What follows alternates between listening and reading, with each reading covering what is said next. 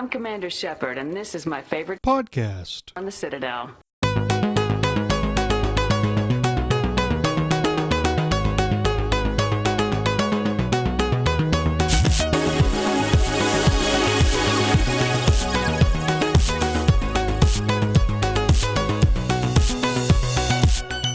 You are listening to Accidentally Casual, the gaming podcast equivalent of being stuck in a car with a bunch of nerds on a long road trip. My name is Minius of Minius GC, and with me is Tucker from Talking About Games. Hi. And Scott from BioWare Babbling. What's up, nerds? I would love it, Tucker, if you had more, excitement when I introduced you. No, he saves his excitement for, the rest of the podcast. That's not good enough. Oh, it's not? Ow. No, Feelings. apparently not. Wait, ow! Dude, you've never said you got your feelings hurt before. If you do that more often, I would treat you nicer. What? Wait. If I got my feelings hurt more, you treat me nicer? Yeah. You always seem like even when you say I insult you directly and you're like, don't worry about it. And this time you're like, oh, my feelings. It doesn't bother. It doesn't bother me much. But speaking of which, man, comments on the last video. Yeah, I did that. I'd try not to dive into those. That was an interesting podcast last week. You picked a good day to be called into work against your will, Scott. I mean, Yeah, he missed a lot. Was it though? Was it? I mean, to be fair, I still got a taste of it anyway because I posted the podcast on Reddit, and oh boy, that was fun. I find it nice that we were talking about how potential censorship of Miranda's ass, and so I posted a thumbnail of Miranda's ass on our podcast, and it got censored by YouTube. Yep. But we didn't get it was perfect. Yeah, I'm really glad. I mean, they said it violated the sex and nudity policy, and it's either someone listening to this is a snitch, which that's your obligation. I don't actually care. Or they had an AI program that determined that was too sexy, which I really hope was actually what happened. Yeah, 100%. There's an AI that checks for curvature of objects. And they're like, nope, that's an ass. Nope, this Okay. ass is too sexy. We got to take it down. To be fair, it may have also done it oh yeah, that might be a bare ass because it's just a white suit. It's just a white suit that impossibly skin tight suit. You also used a very recognizable picture that BioWare or EA or something could have stuff up of hey, take this down if this picture is up. Would BioWare do that? Well, that's why I said or EA Have they or done whoever. anything I assume that that's a positive for them, but I'm not 100% sure. I was about to say, I don't think they've done anything. They could just be wanting this controversy to be quiet. For the most part, I think it's overblown. Well, absolutely. we're going to talk about real controversies on today's show. Yes. Not dumb ones. Because we're a glutton for punishment, apparently. And we're very controversial podcast. Yeah. So, Minius, I don't know if I told you this. Tucker, I told you this, though. Did you? I posted the podcast on Reddit, and I got temporarily banned from Reddit, from the Mass Effect Reddit, for 2 days. For too much self-promotion, for one, and two... Yeah, the self-promotion thing. Apparently, Miranda's ass is a forbidden topic. Well, it's possible that got out of hand real quick. Yeah, I can imagine that people probably flooded the subreddit for that. Yeah. Yeah, I'm sure they probably they had a field day with the self-promotion thing, I get that. Yeah, the based moderators, on what they're trying to do. Yeah, the moderators were super nice. They kind of laid it down a little bit for me, so that was at least helpful. So thank you guys for clearing that up for me. However, a thing to note with subreddits, the Anthem subreddit has also been getting flooded. It has been. A bunch of different, either people from other gaming subreddits or something like that, trying to show support for Anthem. Anthem? Yeah, no. Oh, it's been crazy. All right, explain to me what's going on there. Okay, so there was a earnings call, essentially, that is being deemed to determine what is the fate of Anthem. Okay, yeah, I think we mentioned that on the show last week. And pretty much... It'll probably be tomorrow when the podcast comes out. I know I posted something about it, but essentially it's a hashtag started of I believe in Anthem. And a bunch of different, on Twitter it's really started picking up, and then on Reddit, what happened was different Reddit groups, I think, like, the Destiny Reddit group, the, what was it? Destiny, Diablo, Team Fortress, yeah, Division. They've had old school RuneScape is on there. That one's been my favorite. yeah, like, all sorts of different franchises all, like, chiming in, just pretty much saying, like, hey, we support Anthem, and we want to see this franchise grow, which has been... I never would have predicted that to happen. Just the gameplay is really fun to a point. The end game needs a lot of tweaking. Oh, there's a lot of things. Weapon balances needed a lot of work. The storyline needed a lot of work. The loot system in that game was one of the worst I'd ever seen. Oh, it almost like... I think the best way I heard described it was, it took the worst parts of Destiny in... like, the worst part of Destiny loot and the worst part of Division loot, put it together, and that's what you got. And, yeah, I mean, much. From what I understand of that game, they had to put that thing out on a deadline, so they just did it without testing and balancing. Yeah. I think I've only played about 10 minutes of Anthem, and that was its beta. It's a general concept loop of being an advanced form of Mass Effect 3 and Mass Effect Andromeda combat. It's just... Boy, I really do not like bullet spongy enemies, and that was one of the worst offenders. Yeah, that one was... I mean, it's pretty. Specifically, I mean, they got the abilities that don't do anything, and when... I mean, they do stuff, but they don't actually do any damage, and when you pump up the difficulty, they really don't do anything, and it's just like, all right, it's just a shooter now. Yeah. So it sounds like it's kind of meant to be with a group of people. Still, with a group of people. I mean... oh, okay. Does it scale when you have people? Oh. Well, actually, no, I'm not entirely sure, but it's not really a soloable thing. Like... It is if you're patient. Once you... Like, GM1, you can probably solo if you have a pure legendary build. Going up to GM3, unless you have the best legendary build and really know what you're doing, yeah... you probably can't do some Are those of the raids like by chapters? yourself. Are those chapters? No, difficulties. Difficulty levels, yeah. Kind of like...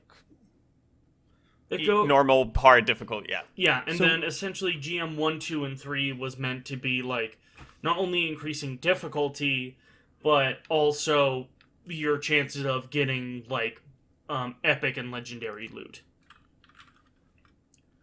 Okay. So that might come out tomorrow? I'm guessing today? that it is because that's when the podcast because we're drops. recording? Okay. Yeah. Yeah, that was never official anyway, right?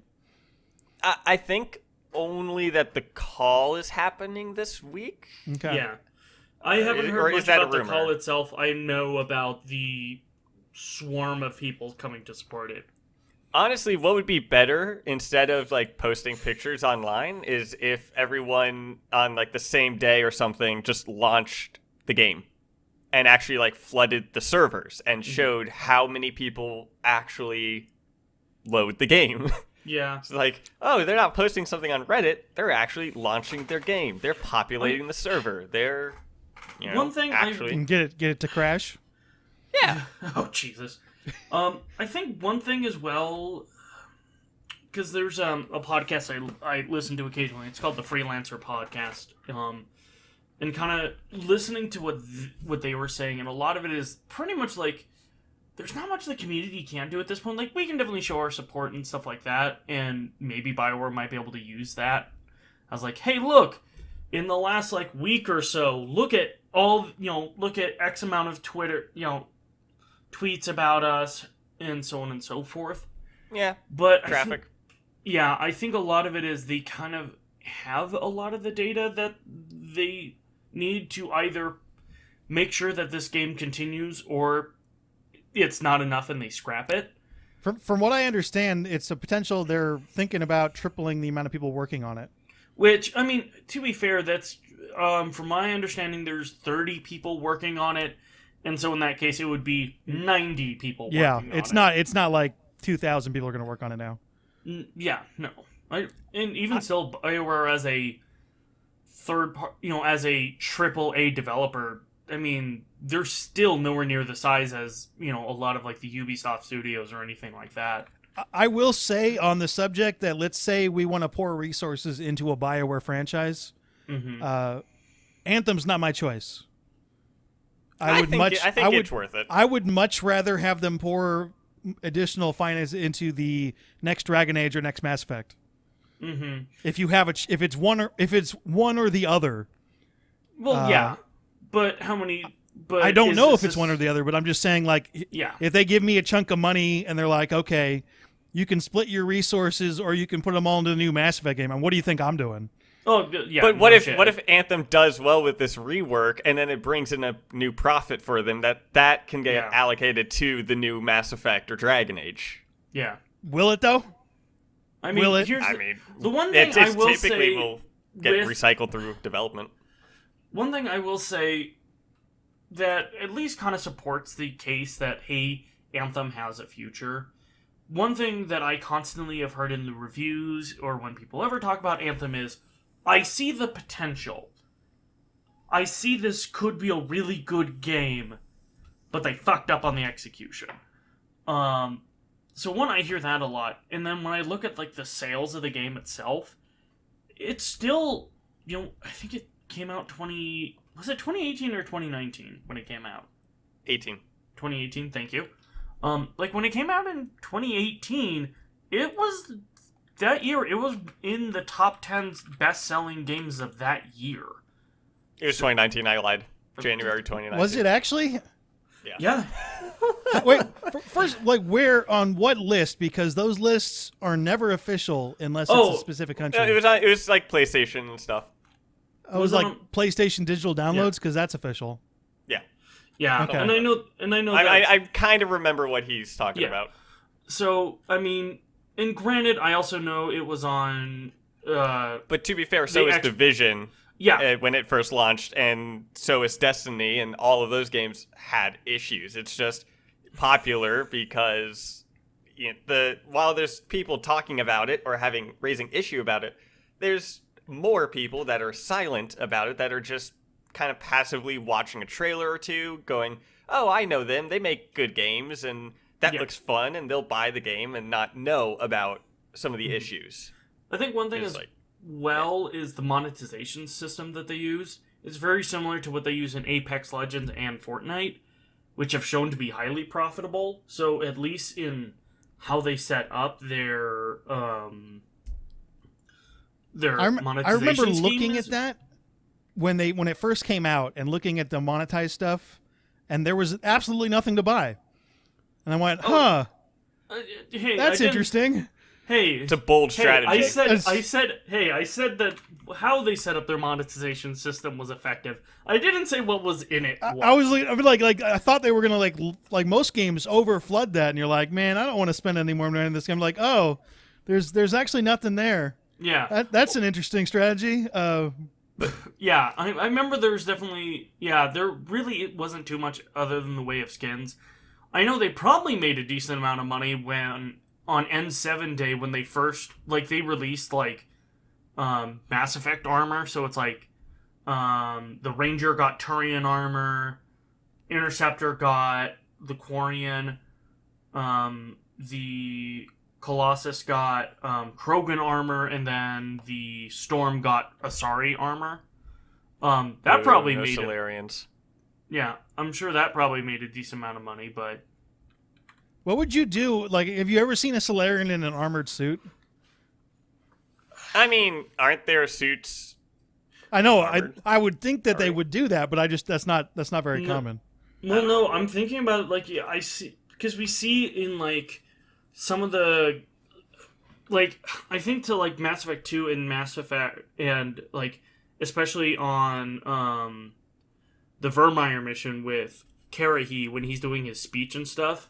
I remember seeing fully suited Solarians, but I don't ever remember seeing In all fairness, there aren't that many super mecha characters in Mass Effect. No, I want a Volus skin for the Colossus. I feel like it would just be a giant round... An enormous round blob, and then that says weird shit. I am the Imagine true that thing bionic pummeling god. towards you through the forest. That's the last thing you see. Your mortal eyes just gaze upon a giant Colossus Volus. Jesus fucking Christ. Oh, that would be so good. But speaking of games that are coming back from the dead, so 6 Days in Fallujah is happening. That's kind of wild. Yeah, I don't know if y'all know the significance. Give people the background on that. Well, do y'all know the significance? I do, but I'm assuming people who listen don't. Scott, do you know it? I do know the significance of... Explain it as if nobody knows it, Tucker. Okay, so cool. So 6 Days in Fallujah was a game that was going to come out in 2010, based around the Second Battle of Fallujah during the Iraq War in 2004. That was one of the worst battles that happened during the Iraq War. There were about 1,500 insurgents that were killed and about same number captured. There were on our side, there was about 100 people killed and about 600 injured, but there were also about 800 civilians that were killed. It got there's a thing before the invasion of Fallujah, because Fallujah was occupied by almost every insurgent group that was there, and 3 of them had their bases, or not bases, but they had some form of a headquarters in Fallujah. And so we dropped millions of flyers in Fallujah that said that we are coming in, that the U.S. and as well as British forces and Iraqi soldiers are going to come in, and anyone that is a male over the age of 12 will be shot or will be considered a hostile and shot on sight. Jesus. And I mean, about 90% of civilians fled, but there was some controversy about men not being allowed to leave Fallujah, that they were being stopped and arrested or forced to turn back or things like that. And this game, 6 Days in Fallujah, has you in right in the boots of a Marine as they sweep through Fallujah. And the way that you clear a place like that is you have to go through every single building. And this game has interviews with Marines that were there, insurgents that were captured and are still alive, and Iraqi civilians. And this game, all of them. I mean, the real from the storyline, this game was canceled right before it came out. Like, how many years ago? Yeah, it was 2010. Okay, because it was Konami that was going to publish it. Yeah, and mind you, that was about 6 years after the Battle of Fallujah actually happened. Yeah. So, this was still relatively fresh on people's minds. And there's major controversy just around what we did in Fallujah. Our use of white phosphorus is illegal. The British forces are not allowed to be in any theater of war that uses white phosphorus, and we also used white phosphorus against people, which isn't allowed. But I mean, the way that the way that the Marines or the people that they're giving the interviews with about what it's like to go through the buildings, that's kind of what the focus of the game is. And I think that is something really important to the gaming industry, is the message that this game is going to be kind of putting across is Call of Duty, Battlefield, all these other games that we have. They do depict war and they do show some of the horrors of it, but it is first and foremost entertainment. It is still glorified. It's still enjoyable. The developer said that they want you to leave this game just understanding the human cost of war. That they want people to leave the game just not wanting to join the military or not wanting to go to war, understanding the actual costs of what it's like for people there. And I think that this is a major step for the gaming industry, because it is an extremely realistic depiction that, that's a narrative that I'm pretty sure there are some people that they don't want that narrative out there, because it actually showcases just how brutal. Is that where the controversy is? That's not where I thought the controversy was. I mean, the controversy is in its realistic depiction of it. And Fox News, because they like to make noise. They brought a mother of one of the soldiers that was killed in Fallujah, and God, that interview was awful. That is what sunk the. As soon as that interview went out, the public wanted this game shut down. Yeah.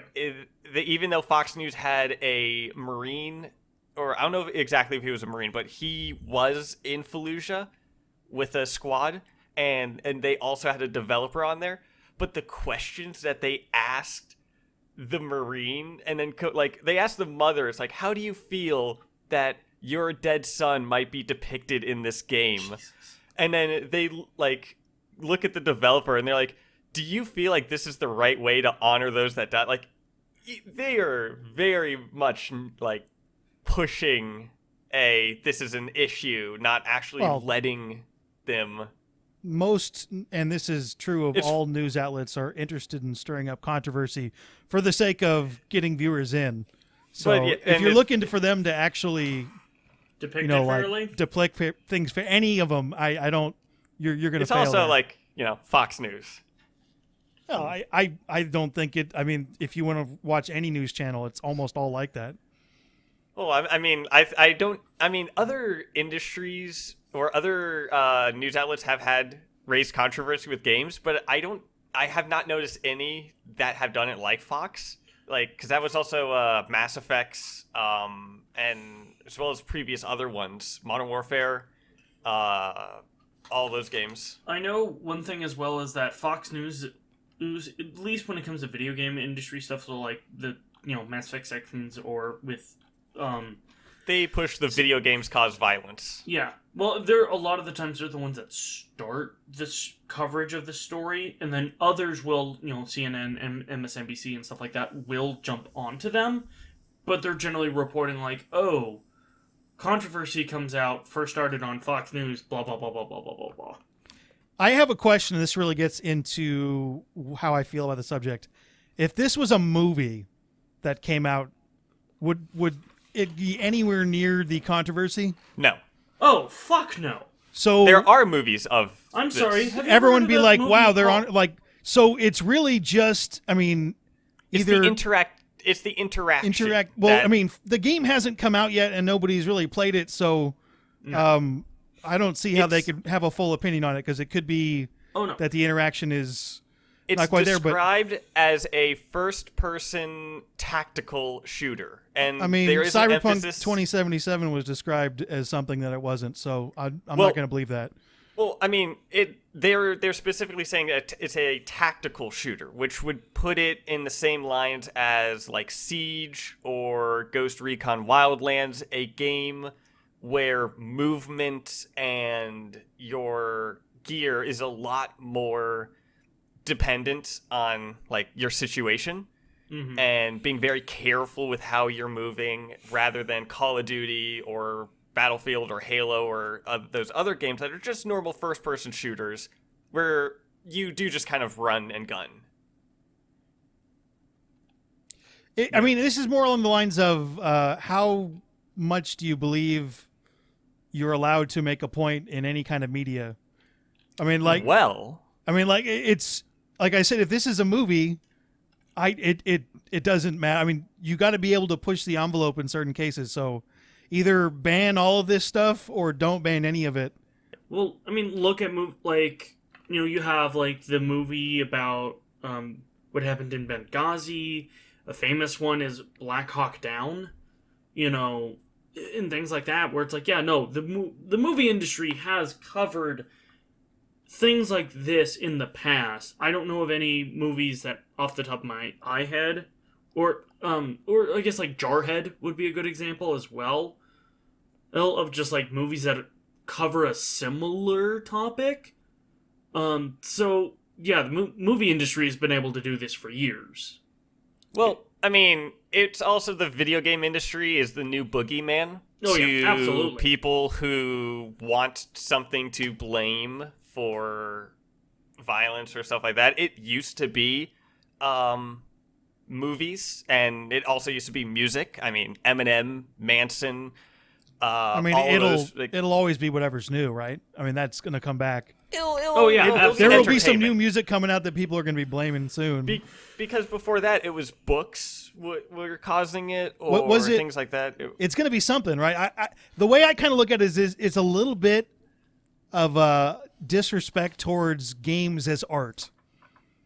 And and that's, I mean, you're allowed to disrespect whatever you want. Just appreciate the fact that if you're making something and some of this stuff is for profiteering, and I understand, you know, like let's say it's a movie that's coming out and they're just trying to profit off a controversy, which happens all the time, by the way. If this is a video game and they're trying to profit off that, you can criticize it. But if they have something to say in a form of art, that's exactly the basis behind freedom of speech. That's exactly what you want.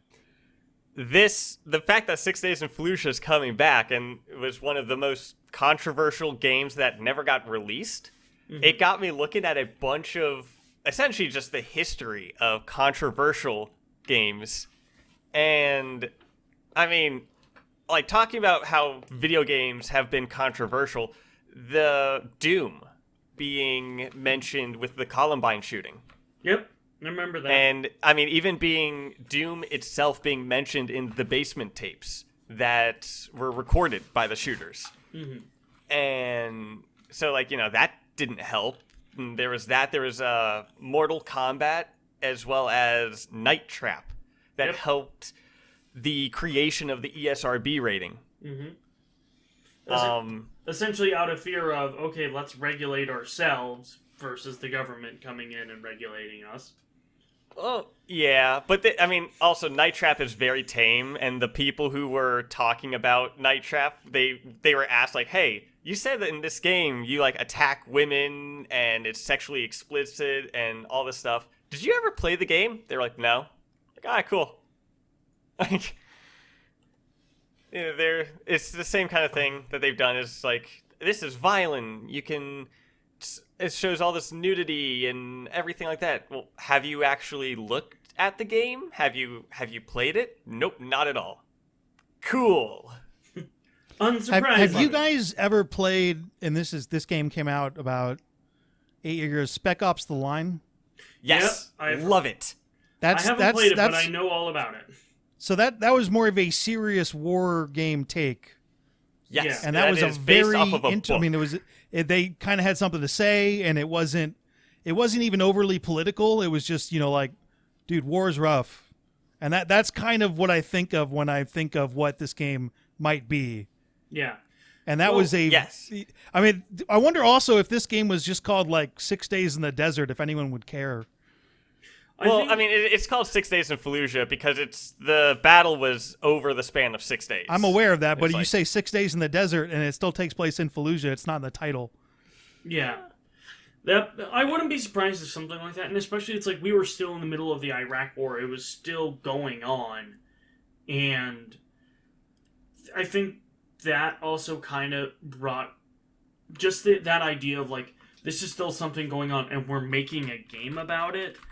I think also just probably left a bad taste in people's mouths because, like, this is something that people, you know, that we're still kind of going through at the moment. It depends on how recent something is, right? That's what you're saying? That's essentially, yeah. I mean, because there are World War II games that are coming out all over the place. Yeah, and World War II's been, you know, a bit longer than the Iraq my point. War. Yeah, you know, or World War I. There's not even anyone alive that fought in World War I anymore. So. Yeah, I think the last World War I veteran passed away 5 years ago or something like that. I think a little longer than that, but yeah.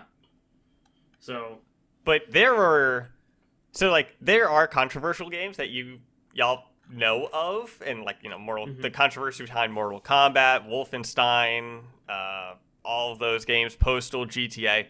But while I'm doing all this research, there's other games like JFK Reloaded, which was a game where you play as Lee Harvey Oswald. Wait, that's not the right part. No, is that Lee Harvey? Who's the one that shot JFK? No, Lee Harvey Oswald. Yeah. Oh, well, yeah. Essentially, you play as him as you try to shoot JFK. There is Super Columbine Massacre RPG. Yep. Which is a RPG style Columbine game. Mm-hmm. These were games that were released. Those don't even compare to something like this. I mean, those are just over the top. These games came out, and it's just weird that people developed these games and were like, yes, this is a good idea. Yeah. I don't get that. That, I wouldn't be surprised if it's almost a trolling effect of... I mean, that was the quote-unquote explanation for hatred, but, like, I don't get that. I don't... Because developing a game takes a while. And, unfortunately, some of these games have some development put towards it, which means these people sat down and worked on it for a while. Yeah. And it just makes you think, like, what's wrong? Oh, yeah. Why? You have to... At that point, there's a certain willing of commitment that you have to go through to to really commit to that. And just... What's the best way to put it? There's a certain level of assholery that you just have to go through with shit like that. Yeah.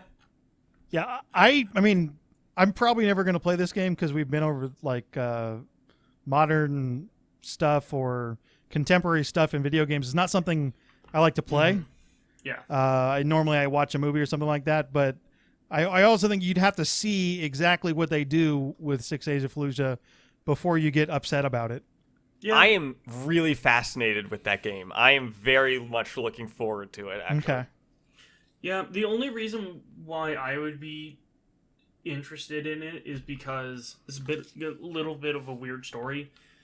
There was a wrestling camp I went to, and it was the Doug Zembeck wrestling camp.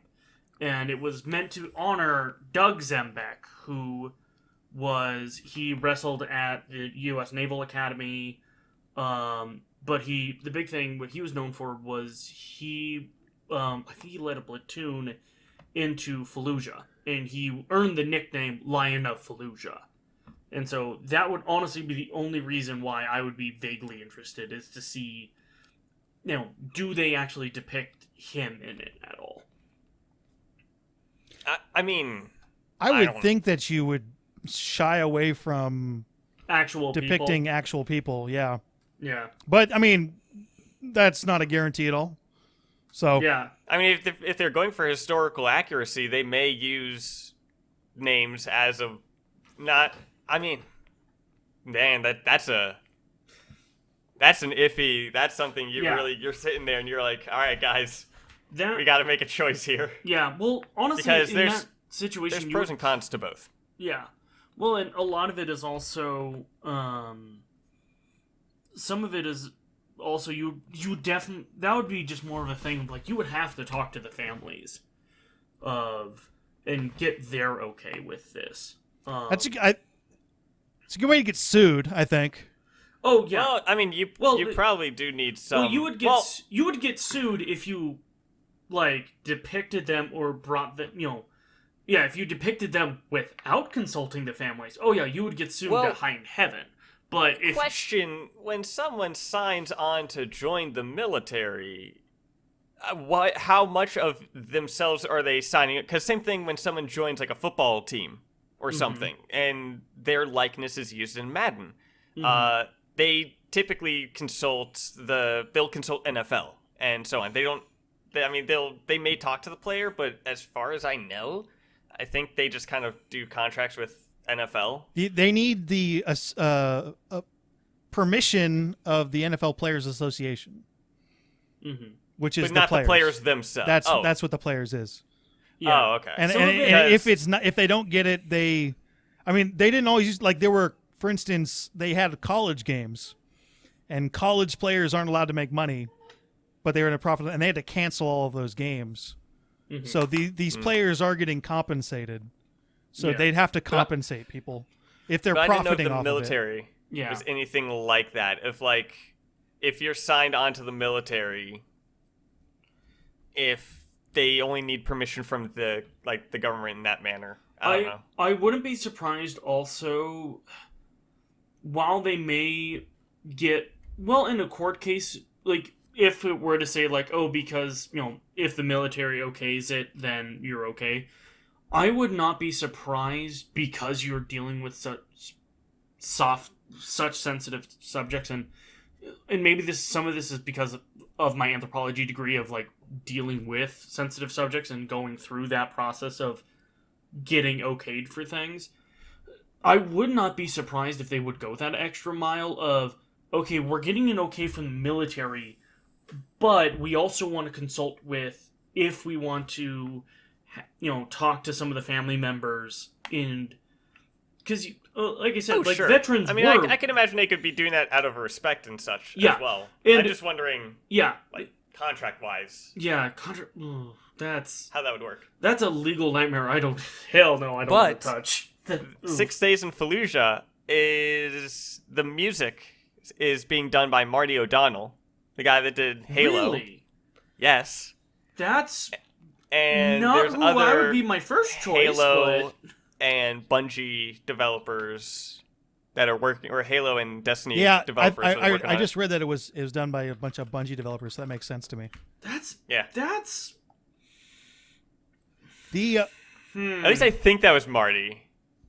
Does this have a release date, or is this just hey, it's coming back? 2021.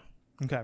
So sometime in the near future, or I'm very much looking forward to it. It might be one of my top games of the year already. Just simply because of the potential. If it follows the impact that I believe that it might have, which is be one of the first,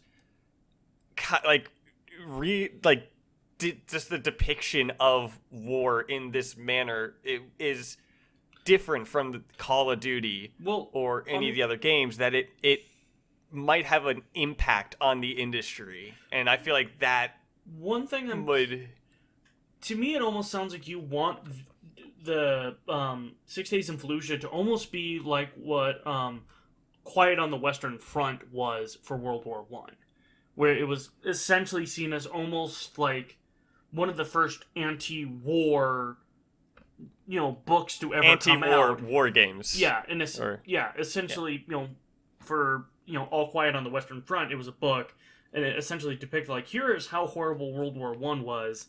And I'm wondering if they're again trying to do the exact same thing, but just in video game form. So you're interested in this from a fact of potential culture shift in video games? Yeah, just again from someone that's in the industry. Mm-hmm. No, I mean, even if you're just interested in the industry, that's something to look at. This is exactly why they should be allowed to do the game, by the way. Because it's like, Call of Duty, with the most recent Modern Warfare, I didn't play Cold War. I lost interest in that. I thought it was going to be like sneaky spy stuff, and then I actually saw gameplay, and it was just flashy shooting. Mm-hmm. It didn't look as fun as Modern Warfare, but they did go with a realistic depiction of things with Modern Warfare, but it was still, a fun shooter game. Yeah. While 6 Days in Fallujah, I feel like they're going to go for a realistic depiction of it. I'm guessing a minimal HUD, if any, at all. Mm-hmm. You may just have to remember how many rounds you have, or all that kind of stuff, or where you're going. Mm-hmm. I think there may be some sort of healing mechanic. I think they said that there is a healing over time, but it is more that is because of gameplay, but it'll have a realistic depiction. And especially if you can go through with group. So if you have you and a friend or something going with you, that it might be a really interesting experience as a game. Mm-hmm. Yeah. Like I'm just kind of thinking of when what was the Tom Hanks movie that's like the really big war one? Talking about Saving Private Ryan, is that? Yeah. Yeah. How they said that was one of the first realistic depictions of the Normandy landing. Mm-hmm. That bothered people who were watching the movie. They had to leave the movie and stuff like that. But it was a dark depiction of what it was like. Well, I remember they showed that scene to people who were at D-Day. And specifically, because I think in Saving Private Ryan they were showing Omaha Beach, and they showed that to people who were there on Omaha Beach that day. And they said like, "Yep, that's the closest depiction I've ever seen," and yeah, it's pretty much spot on. Yeah. And but while looking at these controversial stuff, I rabbit holed, and I've been going down like documentaries with World War II and all these other like just controversial stuff that happened that some of these games are based off of. Mm-hmm. And man, it's just we've done some things in history that's just not good. Continuously, yeah. Yeah. I believe that is I'm the looking mild through history, understatement of the day. as I'm looking through history, I'm like, man, humans are kind of shit. Especially when you specifically look at wars. I mean, you mentioned like, hey, this stuff's illegal. I mean, dude, almost everything that happens in that. There was one YouTuber that I think it's like Monty May or something like that. He makes really detailed breakdowns of like Pearl Harbor. Mm-hmm. And stuff, like almost a minute-by-minute breakdown of, like, this ship got hit at this exact point by this plane, and this, like, really cool breakdown of that. Damn. Another thing did this week, Little Nightmares 2 came out. Haven't played it. Dude. Fun game. Like, I'm sitting here, I'm thinking, like, how do we transition to something that we normally talk about? And you're just like, dude... Yeah. Okay. Well, we're waiting. I mean, it's the Tucker other. We're having a very serious discussion, and I'm thinking, like, how do we transition this back to where we normally? And you're just like, another thing, dude. Yeah. I mean, it's Tucker. He squirrels like no squirrel has ever squirreled. I'm like, we got to be careful about this. We got to be careful. Like, oh no, we're just gonna go. Yeah. So, Little Nightmares 2. Oh my god. Absolutely fantastic. Oh my fucking god. The first one was those are platform narrative games, kind of like Inside or Limbo or Unravel. Yeah. And the first one was a really good game. It was dark. It had a creepy narrative, but it was still a fun puzzle game. And the second one absolutely excelled on every step. It looks gorgeous. The creatures, like the kind of monsters that you interact with, are absolutely terrifying. Like the teacher her neck extends and she can move her head around like a serpent snake. Creepy as hell. But it was good. It's absolutely great game. I streamed it. I got back. I loaded up Stream and just streamed the campaign of it. Loaded up Stream? Yeah. Because I want to stream when the Mass Effect remaster comes out. You mean you loaded up, like, Twitch? Twitch. Yeah. You said stream. Yeah. Stream. Yeah, I streamed it. But you said you loaded up Stream and streamed it. Sure. Yeah. Because I want to do that when the Mass Effect remaster comes out. Minius ain't nothing stopping him now. There ain't nothing stopping him. It was kind of like, trying to get back into streaming and doing that. Although I need to make a channel that's actually close to the YouTube name that I have. I mean, I don't think it's bad, at least. All right, now that we're back on to normal video, Scott, have you been playing anything interesting recently? The game I've been playing interesting, for Valentine's Day, I just got Breath of the Wild finally. Game I've been wanting to play forever. And for a while, I haven't been wanting to play a game where I can really sink my teeth into. Like, the best way to put it is that I've played, like, because I just got done with the Dragon Age series, and that took me like 500 hours. So that was like my long-term commitment, like, game. And then when I got done with that, I wanted to go on my video game hoe phase. But now I'm ready for another commitment again. What games did you do through your hoe phase? Like, did you jump around through? Not that many, honestly. I haven't really. Oh, what a weak phase. Oh, I know. It was a very weak hoe phase. I know experimented with a lot of multiplayer games for the most part. Pretty much what I would do is like whatever game that my friends were playing, I would download that and I would play it with them, and I wouldn't do that much. So like a little bit of Apex, Squadrons, Fall Guys as of recent. Squadrons is.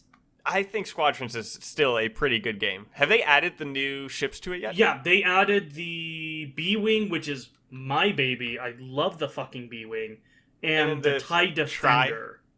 Yeah, I thought that thing was a joke at first. That is an actual Star Wars thing. Dude, that's been in canon since Rebels? I thought that was a joke. No, the TIE the TIE Defender's legit. Yeah, they brought it back in Rebels, so it's fucking canon now. So now they just need to bring it into The Mandalorian. Oh god, please no. I'll be honest, like, as a giant Star Wars nerd, I don't think any of our hero ships can survive a TIE Defender. I'm just saying that right now. Is it really that powerful? It has the speed of an X-Wing, which is faster than pretty much anything the Rebels have. It has more weapons, and it has shields. Yeah, it's pretty fucking horrifying. The best way to describe it is it has the speed of an A-Wing and the durability and guns of an X-Wing. So here's a dumb follow-up question. If it is so overpowered, why didn't the Empire just make a lot of those? Why? That's a great question. Why doesn't this movie make sense? So the reason why is because it was... So they actually do describe what happened. So Thrawn was the one that brought the TIE Defender into fruition. And because the problem is, yeah, it's in every way, shape, and form better than the TIE, the standard TIE model. But the problem was, TIEs are really fucking cheap. And you can field a lot of them. Okay, so, it's like the cost efficiency and stuff. And what happened was... So, spoiler alert for anyone who's watching Star Wars Rebels. Spoilers! And some of the... thank you, Minius. For the Thrawn trilogy as well. What pretty much happens was, it was Grand Admiral Thrawn's personal project, and during one of the Thrawn novels, I think it's the second one, what happens is that... they were going to take resources away from the TIE Defender project and put it into the Death Star. Thrawn said, fuck no, don't do that. They spend a whole book pretty much going through shenanigans for that. Then, during Star Wars Rebels, the TIE Defenders were being built on Lothal, which kind of is the main planet where everything takes place. But, to make a very long story short, Thrawn disappears off of Lothal, the factory that was building the TIE Defenders gets destroyed, and so the main person who's heading the project disappears, their factory is gone, the TIE Defender pretty much died right there before, right before the rebellion started. It was like some luck as well as it just being an expensive thing to make. Yeah, pretty much. And sounds about right. Sounds pretty on par for Star Wars. Yeah, exactly. But like Thrawn is also now coming to the Mandalorian. Yeah, he has been mentioned, which I know there's been... He's now canon. They decanon him, and then they recanoned him, right? Oh, I think. Please, do I have to talk about the Star Wars canon? No, you don't. we'll Okay, stop thank right you. now. We can talk Okay. about the I- other I- I've been- Disney Plus show. I've been very, WandaVision. Very quiet this whole podcast because you guys are talking about stuff I don't actually have any expertise about. And this is Yeah. one of them. What But about we'll just stop right WandaVision? there. Yeah, thank you, because it's like, Yeah, oh that's boy, I know, I got my thoughts on Star Wars canon, okay. but oh dear God, that is I like that character in the books, and I think it's cool they brought him back, and that's as much as I'll say about that. Yeah, he's yeah. With the And the original same- fun guy was asking about which games you wanted to play is because I actually did something I've never done before, and I've taken the current viral game and I played it. So I played Oh? Valheim. Okay, I've been hearing. is I that? enjoyed the fuck out of that. I Yeah, couldn't I've believe heard- it. Like, that game is great. So okay, what is it exactly? So you're 'Cause saying I you keep on tried seeing a new game and you happen to like it? That happens all the time, Tucker. I just don't like the games you like. Oh. So, okay, someone describe the game for me. Okay, so because I keep basically, on you know, like seeing it's in the same vein of a lot of survival games. okay. But the like game Ark in and Survival, of its shit like that. sort of the way I look at it, and I haven't played a whole bunch of these games because they never quite fit it, but I've been looking for something that's a kind of crafting survival. So basically you're a dead warrior taken by Odin, and you're taken to the 10th realm, which is fictional. I mean, they're all fictional, I think. And you need to erase his enemies, but it's basically a resource gathering, building, survival game. And it's right in my eye. I cannot believe how sucked into that I got. Okay. Yeah. What is it kind of like The Forest? It's like a more adult version of Minecraft. That's the only Okay. way I can describe it. It has some similar aesthetics but different. It's along the same veins of Rust. It's in early access, but it's very complete Okay. for something in early. I could not believe how much. It's up to 10 players cooperative, or you can play it. I've been playing it solo, and I've been enjoying it solo. Mm-hmm. Are there...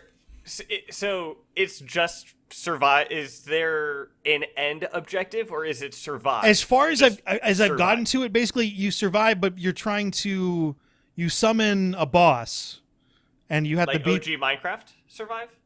I don't know. I haven't played enough of Minecraft to really get into that. But as far as I can tell, That is they're what- different. They're different bosses, and you need to harness resources, build, upgrade your gear so you can take on the next boss, and then the next boss will drop something that allows you to harvest new resources, and then build up your gear. But I could not believe how into it I was. Yeah. Because I would love a casual, just survival, like just trying to survive for a little bit, so I can throw on podcasts or more documentaries. Because I'm getting like this sucked into game. documentaries. You might like this game, but Yeah. That's Yeah, what I I've was been. like- And I'm a sucker for medieval stuff. I've been Yeah. playing a lot of Age of Empires, Mm-hmm. Stronghold 2, Rise of Nations. take a look playing at a lot of the videos of it. Basically, the deadliest thing I've incurred. I mean, I haven't actually been killed by this, but there's a lot of videos online about this. The deadliest thing in the game are trees. If you cut down a tree, they fall in weird ways, and they will kill you. like bug fall. No, or like is it they'll just start gravity? teetering, and then they could bounce off another tree and just land on you, which it's logging. Oh, okay. Okay, Yeah. so it's like realistic in Yeah. that manner. Not, okay. I know. Although um, sometimes it bugs, like they wrap around a tree and flings, and that's not Yeah. normally how that yeah. works. But That's kind of with me when playing Breath of the Wild. I think I have died so far 4 times. 5 times. All of them is because my stupid ass killed myself somehow. yeah, I mean, so in Valheim, when you die, you keep you lose everything in your inventory, and you Okay. lose some stats, Ooh. and you're sent back to your spawn point, and then I like it. you can go fight your way back to the spot where you died and pick up your stuff. But if you can't get back to it, you're never going to get to it. So Do you, it's a more I, forgiving version of the survival genre, but it can be a little bit difficult. At some point, apparently, you need to cross the ocean. You need to build a ship and go to another continent, and there can be sea monsters that attack you, and you're just not getting back to your spawn point. So anyway, I enjoy the crap out of it, and I'm going to continue to play it for a Does while. it have cross? I've added It looks like it's only PC. On PC at the moment, and only Steam. There were no plans to bring it to consoles, and then it sold 2 million copies in 2 weeks. And so now there's plans to bring it to consoles. No, they haven't confirmed that, but I'd be a little surprised. There's plans to bring it to consoles now. They're probably early. I mean, at this point, they're like, okay, this could be popular. It's happening. We didn't plan for this. Go. But I've never jumped into a viral game, and it's the first one I've looked at. I'm like, that's exactly what I'm looking for. So this is going to be in 2 to 3 weeks. This is going to be the game that is going to be dominating YouTube, and I think it's doing that now. Is it? Maybe not YouTube, but it's definitely dominating streaming. Yeah, I wouldn't. Okay, I wouldn't be surprised. I added it to my wish list. I'm going to get it, but I'm not a broke bitch. Yeah, no, it's quite enjoyable. Anyway, so I do that. So right now we are working through a tournament, or I say we. It's only me that's doing it, right? My baby Starflight. Hey, I have been voting at least. Yeah, that's good. So have I. I'm always like, I have these little projects and they're somewhat related to Mass Effect, and I always wonder, does anyone actually care? And then I realized that I don't care if people care. So we took 64 different games, we put them in a tournament, and we're trying to figure out what the most recommended tournament game is for Mass Effect fans. And yes, I said recommended. Fascinatingly enough, recently Baldur's Gate got bounced. Baldur's Gate 2. Ooh. Because it was in a group with Dragon Age Origins, and apparently all the Baldur's Gate fans are also Dragon Age Origin fans, and Dragon Age Origins absolutely wrecked that bracket.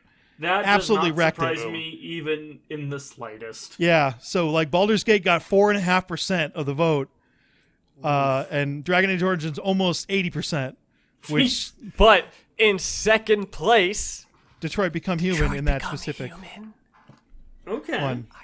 Also, there was the group before that. We had a Star Wars bracket. Mm-hmm. The top two of these four move on to the next round. It was God of War, and then Star Wars Jedi Fallen Order, Knights of the Old Republic, and then Star Wars The Old Republic. And what I thought happened was going to happen. The Star Wars games canceled each other out, and two of them got knocked off. Yeah. But they so tied. God of War. So wait, God of War and God of War and Knights of the Old Republic will move on, and then Star Wars Jedi Fallen Order and the Old Republic move on. If you were to rank those four games, I think you'd put God of War last, but because the vote was split, those ones moved on. Yeah, God of War makes it to the next round. We'll see if that gets trampled or not. Dead Space also did very, very well. Oh, did you ever watch the Dead Space movie? I probably will not, although that sounds like something I might enjoy. So if you bring that up again in a later date, then I might watch tomorrow sound. Later date in a couple weeks or not for now. I'm doing two things. I'm playing 3 games at once, which I normally don't do. Hey Alexa, remind me tomorrow tell Minius to watch the Dead Space movie. Tomorrow's too soon, dude. Tomorrow I'm going to be... Actually, I need to work... I've had 3 failed video ideas in a row, and I'm starting to get mad about it. I also did something Scott did. Scott, yesterday I spent $150 on RPG books. Yeah. Okay, I feel called out for that one. No, but I was like I bet Scott would do this. I was looking at these books are too expensive, but they look pretty badass. So I'm gonna start. That's gonna take a while to get to. Yeah, I'm not definitely now looking at my stack of D&D books I have. Yeah, actually, one of them is the history of. The whole idea is to look at the history of RPGs that go all the back, and Dungeons and Dragons is the largest influence on that. Oh yeah, easily, hands down. But or looking at my minis that I bought for my party or my die. Yeah, no. So, thanks, Minius, for calling me out. I really appreciate that. I didn't mean to call you out. I'm saying I'm doing this too.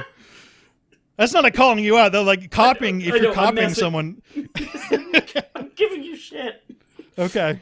I'm giving you shit. You're also giving yourself shit at the same time, though. Oh, I know. I'm roasting. You idiot. You're just like me. Double dipping. I'm bringing you onto the spigot with me. I'm roasting you, roasting myself, just back and forth. It's fine. I'm sitting here drinking my water. Well, thank God you're staying hydrated. To get to the thing, basically, if you go to my Twitter feed at Minius GC, you will be able to follow this tournament. We're getting into the really good stuff now. Mm-hmm. And eventually we will crown what ends up being the most popular game, probably. You mean Witcher 3? Yeah, I find it weird. Like, people are like, oh, Witcher 3 is a terrible recommendation for Mass Effect. Like, yes. no, it's not. What? It's awful. What? It's not as I'm like I don't awful. need to I don't need to defend this game to anyone. I feel like you haven't played it then. It's such an Someone's awful like, choice this for is an awful RPG. I'm like, all right, dude. Okay. Like, I don't need to respond to that. Yeah. I know it's a good game, but it shouldn't be Tucker, on this list Tucker, because you haven't it dominates. You haven't played it. What? So? That really does matter. Well, no, I recognize that it's a good game. I said that it shouldn't be on the list because it dominates. Will it, though? Will win. I'm not so sure anymore. If you're picking the top two, you think Witcher 3 will be put third compared to two other things. Well, I mean, first of all, it's in the side of a bracket, so it's probably going to get to the final. I mean, it's next round. It's going up against the next round. It's in is the quarterfinals: Cyberpunk 2077, Dead Space, Jade Empire, Witcher 3, Wild Hunt. Cyberpunk Witcher split 3 off is the obvious answer, though. It is the actual. But I answer. think that if you were to recommend a game, if you were to look at this tournament, the favorite right now is Dragon Age Origins. Yeah. Well, yeah, because that's another BioWare game. But still, if you're looking to recommend, if they were to say like, recommend me a non-BioWare game, Mass Effect like game, then you could say Witcher 3. That's a very safe recommendation. It also has, and that makes it boring. Also has the most in common with a BioWare game that a non-BioWare franchise has done. Therefore, is a good recommendation. Yeah. No, it is. It is the best recommendation. That's what makes it so boring. It's going to win. Well, we'll see. I mean, I'm curious to see. It's because these are specifically people who are following me on Twitter or who respond to retweets. The other game that'll be interesting to see them go ahead, and these are all designed to be in the finals, would be Horizon Zero Dawn. Yeah. Because that would be my number one recommendation based on the plot. Reminds me a lot of the original Mass Effect and the twists and turns and sci-fi-ness of it. Mm-hmm. Anyway, what is Witcher going up against next? Maybe I can convince enough people. I to did all just vote go for over that something and you else. weren't listening, but I will do it again for you. Aw, Cyberpunk 2077, Dead Space, Jade Empire. That's in a group that's going to come up in a couple days for the quarterfinals. We got it. We got to vote for Dead Space and Who's we? Jade. My dog's agreeing too. The My dog's Jade making noise about Empire it. subreddit was just created, so I mean, might be able to recruit some of those people to. Jade Empire's done pretty well. Maybe not as well as I expected, but that's a tough group for them to move on from. All right, is it time for the obscure Mass Effect character of the week? I believe it is. Yes. So I'm currently on a Tuchanka. Kick. Mm-hmm. Because I had a character recommended by some guy, and that's the actual name he uses, some guy, who recommended Erdnok Darg, who is the captured Krogan scout on Tuchanka. And I went and I was like, I'm going to look for this guy's clip. And I got through 4 characters that I wanted to put on before I got there. And I'm not even done with Tuchanka. But here's Erdnok Darg. I can do it. You? I said a badass, not some scout whining like a Quarian with a tummy ache. I can do it.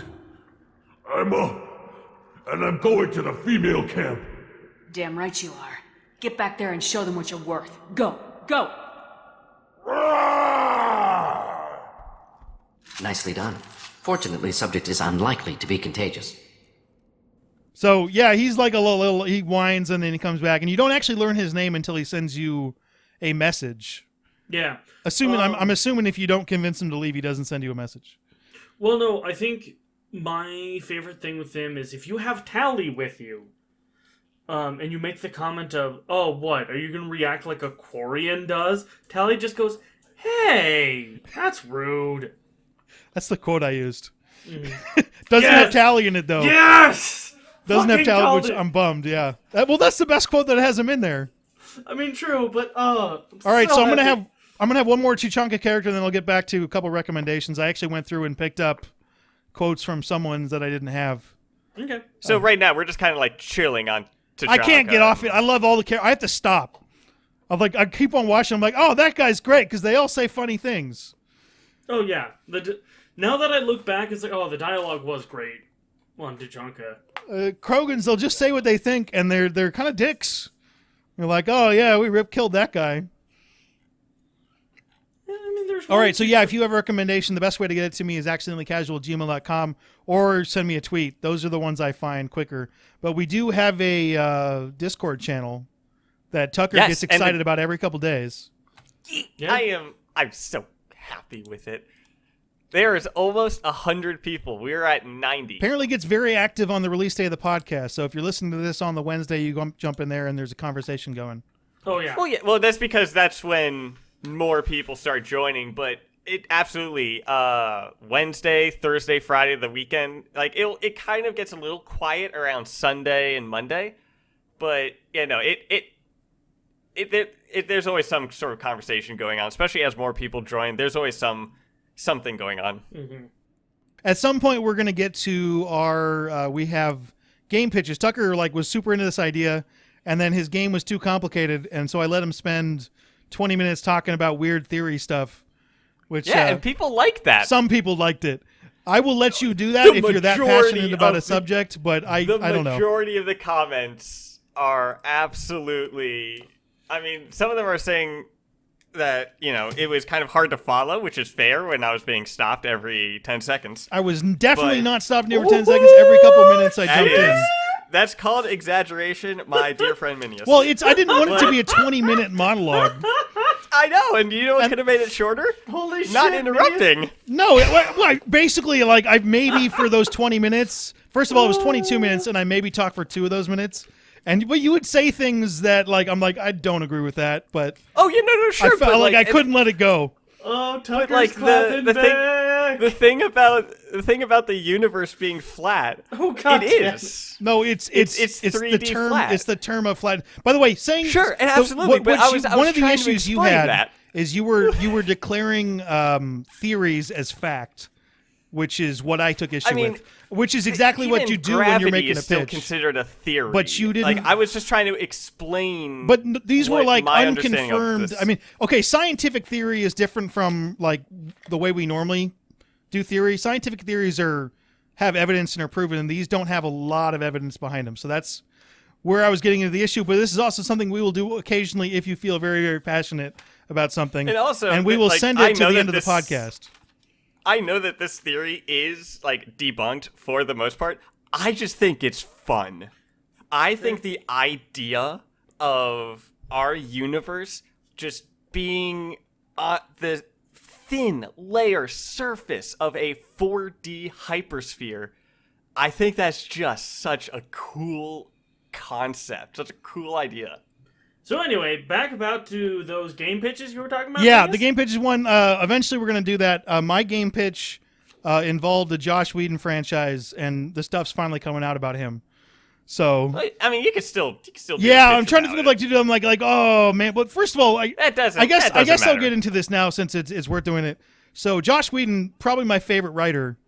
About 2-3 years ago, it came out that he was doing weird stuff on the set of Justice League. Yeah. He took over Justice League, and that was a rough assignment. I don't want to defend this guy, but he was basically accused of being racist on the set, specifically towards Ray Fisher. He might not be racist, but he's definitely a dick, apparently. More people have come out and worked on his older franchises. The one that really got me is Sarah Michelle Gellar, who plays Buffy, who's his premier character. Says, I love being associated with Buffy. I don't want to be associated with Josh Whedon. I went, oh, wow. Oh, yeah. Wow. Everyone, I always wondered why when Ray Fisher said, hey, this guy is a dick, he's being racist, why none of his actors, because he's had the same group of actors come out and support, or come out and be in a bunch of his stuff. None of them supported him in that. And I went, oh, that's really suspicious. That's not good. And then this recent stuff, the one that really got to me, and this is why I'm not entirely sure to react with that, is Michelle Trachtenberg, who played Buffy's sister and was 15 at the time. She said there was a rule on set that he was not allowed to be alone with her. Ooh. And that's all she said on it. So it leaves it to your imagination. You're like, wow, that's really creepy. That's not kind of creepy. That's really creepy. Yeah, that's. And it's like I'm thinking of this like when Ray Fisher initially spoke out, he's like, "This guy's a racist." I'm like, I don't believe you, which, I mean, I feel a little bit bad about. I don't think he, although looking back, I'm not sure he's racist. I think he's just a dick. And then specifically when Ray Fisher and he was the only African American or African, I guess he's British, that he assumed that was racism. But it looks like he's just a dick. He also might be racist. Yeah, I was don't about know. to say, being a dick and being racist can become very hand in hand. He also might be racist, but it's interesting that like now you're just thinking like, oh man, because I like his stuff so much. And by the way, has he said anything about this? Because like, No. while we're hearing one side, it's like, okay, have we? What is he going to say at this point?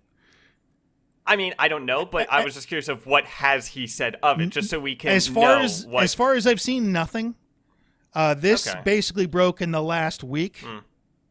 But probably... almost everybody is coming out and saying, "Listen, this guy was super." At least it wasn't nothing criminal has come out yet, but nobody has anything good to say. There may not be anything criminal. It's just I always wondered why he didn't get more work, Joss Whedon, because he's a terrific writer, and this explains it. In the MCU, didn't he? He is one of the major figures behind the MCU being successful. Yep.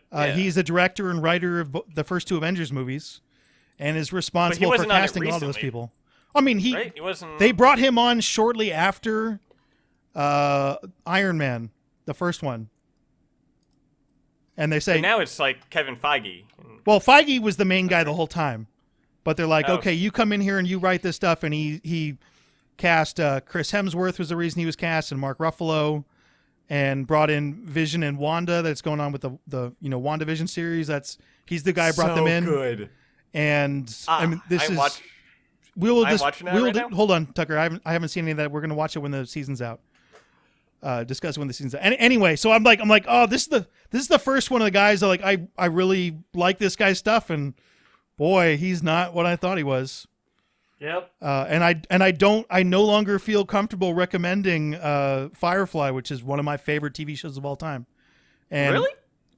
Yeah, I mean, maybe I should get over that because it's not. Does it have that big of an impact? It's his thing. I mean, he wrote basically all of it and all the characters. But and is it? It shouldn't. It probably shouldn't be, right? Person. Because it's a group thing. Like there's also Nathan Fillion and if you look at like all of their efforts in if you look at Buffy, like Buffy, you don't want to eliminate Buffy from people viewing it because it does a lot of stuff, and so he probably shouldn't get as much credit as I'm giving him, and maybe he doesn't.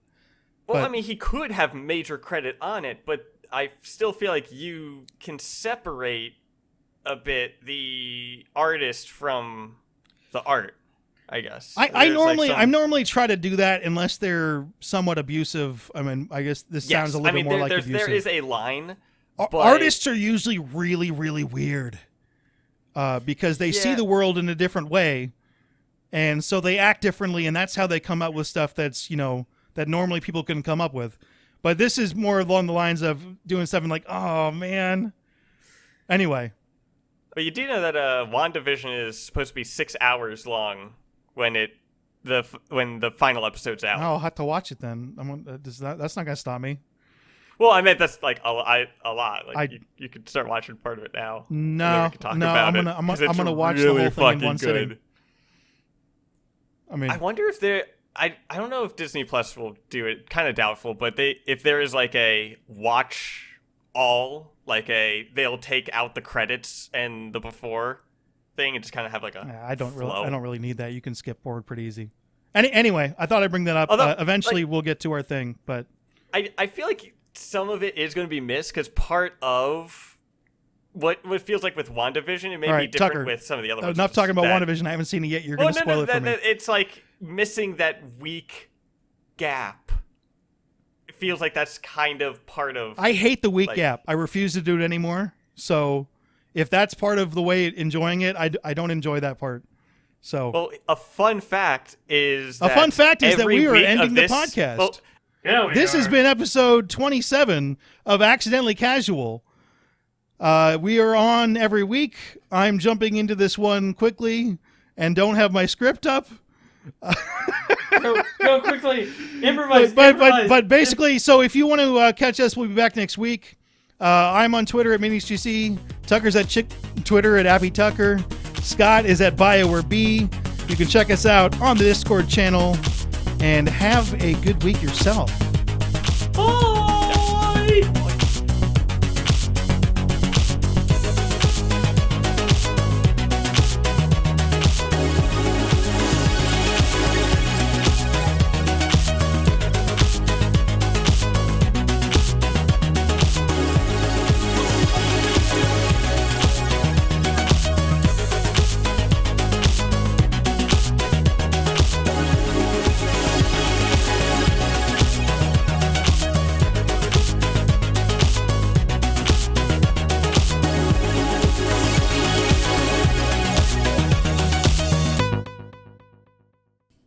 Okay, I'm muting you on most of that, Tucker, so I can take it out. What do you mean? Oh!